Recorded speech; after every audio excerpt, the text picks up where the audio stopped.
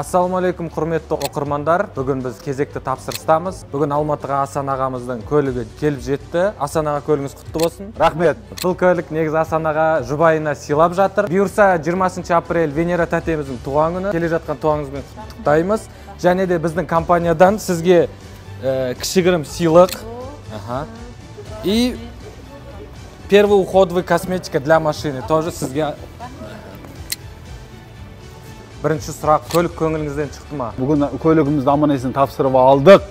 Көп рахмет, мына ұжымдарына рахмет, көп рахмет айтамыз. Басқа бәріне қазақстандықтардың азаматтарға жұғысты болуына нәсіп етсін. BM Motors Кореясына қалай келдіңіз? Алланың қалауымен соткымды қарап отырып, TikToктан BM Motors'ны мақсат бауырым тауып, соған звондап, Алла разы болсын.